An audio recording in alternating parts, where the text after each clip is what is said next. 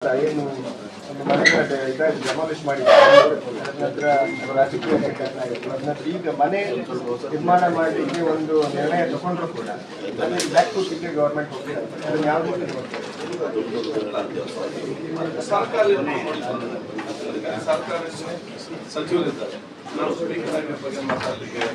ಅಂದ್ರೆ ಒಂದು ಕಡೆಯಿಂದ ಜನರ ಮನೆಗಳ ಹೊಡೆದೋಗಿದ್ದು ಹೊಡೆದು ಹಾಕಿರುವಂಥದ್ದು ಅದು ಎಷ್ಟು ಸರಿಯಾಗಿ, ಯಾಕಂದ್ರೆ 2023 ಅವರು ಬಂದು ಇಟ್ಕೊಂಡಿದ್ದಾರೆ. ಅದನ್ನ ಈಗ ಹಾಗಾದ್ರೆ 23 ತನಕ ಇವ್ರು ಏನು ಮಾಡ್ತಾ ಇದ್ರು, ಬಂದು ಅಲ್ಲಿ ಮನೆ ಕಟ್ಕೋಬೇಕಾದ್ರೆ ಎಲ್ಲ ವಿಚಾರ ಕೂಡ ಅದು ಸರ್ಕಾರದ ವಿಚಾರಗಳು. ಸರ್ಕಾರ ಅದರಲ್ಲಿ ಇವತ್ತು ತೀರ್ಮಾನ ತೆಗೆದುಕೊಳ್ಳಬೇಕಾಗ್ತದೆ. ಮಾನ್ಯ ಮುಖ್ಯಮಂತ್ರಿಗಳು ಸಂಬಂಧಪಟ್ಟ ಕೊಟ್ಟಿದ್ದಾರೆ. ಅವ್ರಿಗೆ ಅಂತಕ್ಕಂಥಲ್ಲದೆ ನಾನು ಸ್ಪೀಕರ್ ಆಗಿರೋ ಬಗ್ಗೆ ನಾನು ಕಮೆಂಟ್ ಮಾಡಲಿಕ್ಕಾಗುತ್ತೆ ಸರ್. ಮತ್ತೆ ಈಗ ಬಳ್ಳಾರಿಯಲ್ಲಿ ಮೊನ್ನೆ ನಡೆದಂತಹ ಘಟನೆ, ಒಂದು ಅಲ್ಲಿ ನಡೆದಂಥ ಗೋಲಿಬಾರ್ ಆಗ್ಬೋದು, ಶೂಟೌಟ್ ಆಗ್ಬೋದು, ನಂತರ ಲಾಠಿ ಚಾರ್ಜ್ ಆಗ್ಬೋದು. ಆದರೆ ಒಬ್ಬ SP ಒಂದು ದಿನ ಚಾರ್ಜ್ ತಗೊಂಡು ಅದೇ ನೆಕ್ಸ್ಟ್ ದಿನನೇ ಸಸ್ಪೆಂಡ್ ಆಗೋದು ಎಷ್ಟು ಸರಿ ಅಂತ ಕೇಳ್ತಾರೆ.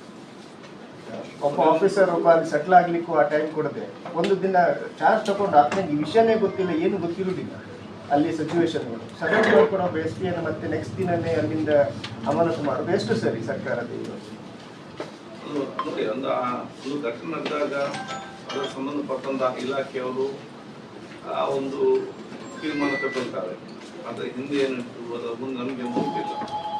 ಅದು ಅವ್ರ ಹತ್ರ ಕುತ್ಕೊಂಡು ಚರ್ಚೆ ಮಾಡಿದಾಗ ಅದರ ವಿಚಾರ ತಿಳಿಯುವಂಥದ್ದಲ್ಲದೆ ನಮಗೆ ಅದರ ವಿಷಯ ಗೊತ್ತಿರುತ್ತೆ. ಯಾಕೆ ಇವತ್ತು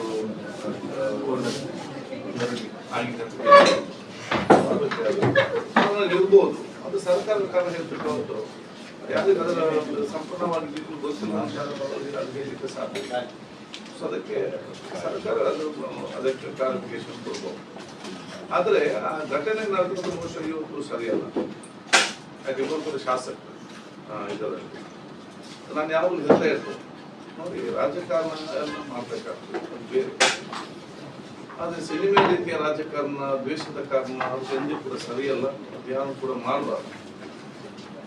ಇಂಥ ಘಟನೆಯಿಂದಲೇ ಇವತ್ತು ಜನಸಾಮಾನ್ಯರು ಜನಪ್ರತಿನಿಧಿಗಳಿಗೆ ಗೌರವ ಕೊಡೋದು ಕಡಿಮೆ ಆಗ್ತಾ ಬರುವುದು. ಜನಪ್ರತಿನಿಧಿಗಳನ್ನು, ಶಾಸಕರನ್ನು, ಸಂಸದರು ಇರಲಿ ಅಥವಾ ಜನಪ್ರತಿನಿಧಿ ಇಂಥ ಕೆಲವರ ಈ ನಡವಳಿಕೆಯಿಂದಾಗಿ ಎಲ್ಲರೂ ಕೂಡ ಬೇರೆ ದರ್ಶನ ನೋಡುವಂತ ಪರಿಸ್ಥಿತಿ ಇವತ್ತು. ಸೊ ಹಿಂದಿನೆಲ್ಲ ನಮ್ಮ ಶಾಸಕ ಯಾವತ್ತಿದ್ದ ಸಂಸ್ಕೃತಿ ಏನಿದೆ ಅದನ್ನು ಉಳಿಸಿಕೊಳ್ಳೋ ಜವಾಬ್ದಾರಿ ಯುವ ಶಾಸಕರಿಗೆ ಜವಾಬ್ದಾರಿ. ಅದು ಸದನದ ಒಳಗಡೆ ಇರಲಿ, ಸದನದ ಹೊರಗೆ ಇರಲಿ, ಶಾಸಕರು ಏಕವಚನದಲ್ಲಿ ಸಂಬೋಧಿಸುವಂಥದ್ದು, ಏಕವಚನದಲ್ಲಿ ಮಾತಾಡುವಂಥದ್ದು, ಬೈಯುವಂಥದ್ದು ಯಾವ ಶಾಸಕರಿಗೆ ವಿಚಾರವಲ್ಲ. ಒಬ್ಬರಿಗೊಬ್ಬರಿಗೆ ತಟ್ಟುಗಳು. ಇವರು ಇಡೀ ಸಮಾಜದಲ್ಲಿರುವಂತಹ ಶಾಂತಿ ಕಾಪಾಡಲಿಕ್ಕೆ, ಸಮಾಜದ ಸಮಸ್ಯೆಯನ್ನು ಬಗೆಹರಿಸಲಿಕ್ಕೆ ಇವರನ್ನು ಗೆಲ್ಲಿಸಿ ಕಲಿಸಿದವರು. ಇವರೇ ಹೋಗಿ ಈ ರೀತಿ ಮಾಡೋದು ಕೂಡ ಇವತ್ತು ಸರಿಯಾದ ಒಂದು ಸಂದೇಶ ಅಲ್ಲ ಅಂತ ನಾನು ಶಾಸಕರಿಗೆ ಹೇಳಲಿಕ್ಕೆ ಬಯಸ್ತೇನೆ. ನಾನು ಕೂಡ ಖುದ್ದಾಗಿ ನಾನು ಮಾತಾಡ್ತೇನೆ ಸರ್. ಮತ್ತೀಗ ಒಂದು ಕಡೆ ಸರ್ಕಾರದಲ್ಲಿ ಸ್ಪೀಕರ್ ಆಗಿದ್ದೀನಿ, ಅಂದರೆ ಒಂದು ಕಡೆ CM ಇದು ಯಾವುದು ಪೋಸ್ಟ್ ಖಾಲಿ, ಅದಕ್ಕೋಸ್ಕರ ಈಗ ಪರಮೇಶ್ವರ್ ಅವರು ನಾನು ಅದಕ್ಕೆ ಅರ್ಹ ವ್ಯಕ್ತಿ ಅಂತಲೇ ಹೇಳ್ತಾ ಇದ್ದಾರೆ, ನಾನು ಆಕಾಂಕ್ಷೆ ಹೇಳ್ತೇನೆ. ಒಂದು ಕಡೆಯಿಂದ DKC ಇದ್ದಾರೆ, ಹಾಗೆಯೇ ಸತೀಶ್ ಜಾರಕಿಹೊಳಿ. ಒಂದು ವೇಳೆ ನಿಮಗೂ ಆ ಒಂದು ಪೋಸ್ಟ್ ಅರ್ಹತೆ ಇದೆ ಅಂತ ಅನ್ಸುತ್ತದೆ CM ಪೋಸ್ಟ್? ನನಗೆ ವಿಷಯ ಗೊತ್ತಿಲ್ಲ, ರಾಜಕೀಯ ನಡೆದ ಸಬ್ಜೆಕ್ಟ್ ನನಗೆ ಗೊತ್ತೇ ಇಲ್ಲ. ಅದು ಒಂದು ವೇಳೆ ನಿಮ್ಮ ಹೆಸರು CM ರೇಸಲ್ಲಿ ಬಂದ್ರೆ ಅದಕ್ಕೆ ನೀವು ಜವಾಬ್ದಾರಿಯನ್ನು ತಗೊಳ್ಳಿ ರೆಡಿ? 20 ವರ್ಷ ನಂತರ ನೋಡುವ. ಅಲ್ಲ ಬಂದ್ರೆ ಇಲ್ಲ ಅಷ್ಟು ಅರ್ಜೆಂಟ್ ಇಲ್ಲ. 20 ವರ್ಷದ ಇನ್ನೊಂದು 4 ಸಲ ನಮ್ಮ ಕಲಿಸಿದ್ರೆ ಅವಾಗ ನೋಡುವ. ಈಗ ನಿಮ್ದು ಅಂದ್ರೆ ಆ ವಿಷಯ ನನಗೆ ಗೊತ್ತಿಲ್ಲ. ಈಗ ಸ್ಪೀಕರ್ ಆದ ನಂತರ ನನ್ನ ಪೊಲಿಟಿಕಲ್ ಚಾನಲ್ ಬಂದಾಗಿದೆ. ನನಗೆ ಬರೇ ನಮ್ಮ ಕಾನ್ಸ್ಟಿಟ್ಯೂಷನ್ ಚಾನಲ್, ಸ್ಪೀಕರ್ ಚಾನಲ್ ಮಾತ್ರ ನೋಡುದು.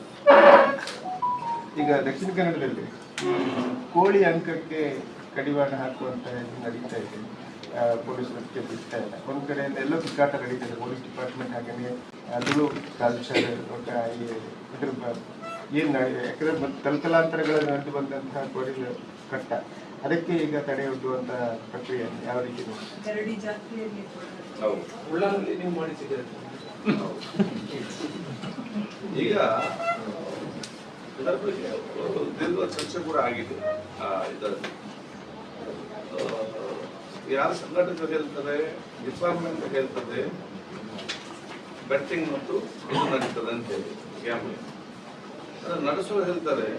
ಅದನ್ನು ಒಂದು ಯಾರು ಅದನ್ನು ಮಾತಾಡೋದು ಕ್ರಮ ತೆಕ್ಕೊಳ್ಳಿ, ಅವರನ್ನು ತಿಳ್ಕೊಂಡು ಇದನ್ನು ಸರಿಯಲ್ಲ ಅಂತ ಹೇಳೋದು ಸಂಘಟಕ. ಅದು ಹಿಂದಿನಿಂದ ಬಂದದಂತ ವಿಚಾರ. ಇದರ ಬಗ್ಗೆ ನಾವು ಚರ್ಚೆ ಮಾಡ್ತೇವೆ. ಇದಕ್ಕೆ ಯಾಕಂತ ಹೇಳಿದ್ರೆ ಇದಕ್ಕೊಂದು ಸೂಕ್ತವಾದ ಒಂದು ನಿಯಮವೇ ಇವತ್ತು ತರಬೇಕಾಗ್ತದೆ. ಈಗಲ್ಲ, ಇನ್ನು ಕಾಲ ಕೂಡ ಸಿಸ್ಟಮ್ಯಾಟಿಕ್ ಆಗಿದ್ದು ಸಂಸ್ಕೃತಿ ಪರಂಪರೆ ಉಳಿಬೇಕು ಉಳಿದುಕೊಂಡು ಅದಕ್ಕೊಂದು ನಿಯಮವೇ ವಿಶ್ವಕೇತನ ಆಕ್ಟ್ ರೂಲ್ಸ್. ಯಾಕಂದ್ರೆ ನೀವೆಲ್ಲ ಒಟ್ಟಿಗೆ ಸೇರಿಕೊಂಡು ಕರಾವಳಿಯ ಶಾಸಕರೆಲ್ಲ ಸೇರ್ಕೊಂಡು ಒಂದು ನಿರ್ಣಯ ತಗೊಂಡು ಸರ್ಕಾರದ ಮುಂದೆ ಹೋಗ್ತೀರಾ ಹೇಗೆ? ಅದಾದ್ರೆ ಈಗ ನಾವು ಚರ್ಚೆ ಮಾಡಿದೆ ಲಾ ಮಿನಿಸ್ಟರ್ ಮತ್ತು ನಮ್ಮ ಅಡ್ವೈಸರ್ ಸೀನಿಯರ್ ಲಾ ಅಡ್ವೈಸರ್ ಮತ್ತು ಇಲಾಖೆಯಲ್ಲಿ ಮಾತಾಡಿದ್ರೆ ಚರ್ಚೆ ನಡೀತಾ ಇದೆ. ಈಗ ಒಂದು ಸಮಸ್ಯೆ ನನ್ನ ಗಮನಕ್ಕೆ ಬಂದಿದೆ. ನಾನು ಇಲ್ಲಿ ಜಿನೆವಾದ ಕಾರಣ ಅದಕ್ಕೆ ಜಿಲ್ಲಾ ಉಸ್ತುವಾರಿ ಸಚಿವರು ಸಚಿವರಿದ್ದಾರೆ ಚರ್ಚೆ ನನ್ನ ಸಲಹೆ ಅವ್ರಿಗೆ ಕೊಡ್ತೇನೆ. ಯಾಕೆ ನೋಡಿ, ಈಗ ನಾನು ಅದನ್ನು ಸ್ಪೀಕರ್ ಅವಕಾಶ ಅದರಲ್ಲಿ ಎಲ್ಲಿ ಯಾವುದು ವಿಭಾಗವನ್ನು ಮೆನ್ಷನ್ ಮಾಡ್ತಾರೆ, ಯಾರು ದ್ವೇಷ ಭಾಷಣ ಮಾಡ್ತಾರೆ ಅವರಿಗೆ ಕ್ರಮ ತಗೊಳ್ಳುವಂತ ಅಲ್ವಾ? ಅದರಲ್ಲಿ ಯಾಕೆ ಬಂದು ಈ ದೇಶ ಬಲಿಷ್ಠವಾಗಬೇಕಂತೇಳಿ ಪ್ರತಿಯೊಬ್ಬರ ಕನಸು. ದೇಶ ಬಲಿಷ್ಠವಾಗಬೇಕಾದ್ರೆ ನಾವು ಆಡೋ ಮಾತು ಮಾಡೋ ಕೆಲಸ ಸಮಾಜಕ್ಕೆ ಪೂರಕವಾಗಿದ್ರೆ ಏನು ಸಮಸ್ಯೆ ಇಲ್ಲ. ದೇಶ ತನ್ನಿಂದ ಸ್ಥಾನಕ್ಕೆ ಹೋಗಿ ನಿಲ್ತದೆ. ನಮ್ಮ ಪರಿಸ್ಥಿತಿ ಏನಿದೆ, ನಾ ಈ ಬಾಯಿಗೆ ಬಂದಾಗ ಮಾತಾಡೋದು, ಸಮಸ್ಯೆ ಸೃಷ್ಟಿಸುವುದು ಮತ್ತು ಸಮಸ್ಯೆ ಬಗೆಹರಿಸುವುದು, ನಮ್ಮ ಅರ್ಧ ಇಲ್ಲಿ ಮುಗಿಯುದು. ಆದ ಕಾರಣ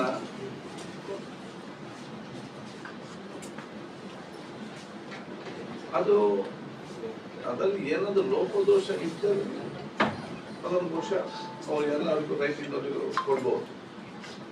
ಅದು ಆ ಒಂದು ಭಾಗ ನಾಗೇನು ಮಾಡ್ತಾರೆ, ಈ ಭಾಗ ಅದು ನನಗೆ ಗೊತ್ತಿಲ್ಲ ಯಾವ ರೀತಿ ಅವ್ರು ಹೇಳಿದ್ರು ನನಗೆ ಅರ್ಥ ಆಗುದು.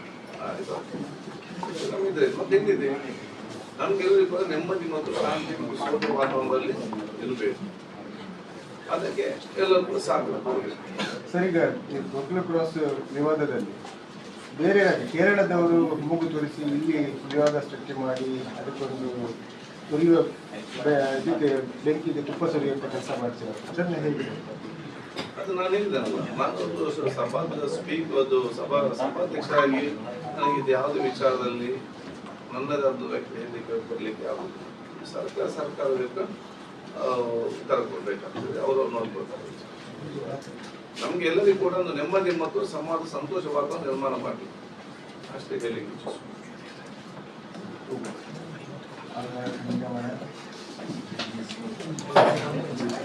Thank you. All right.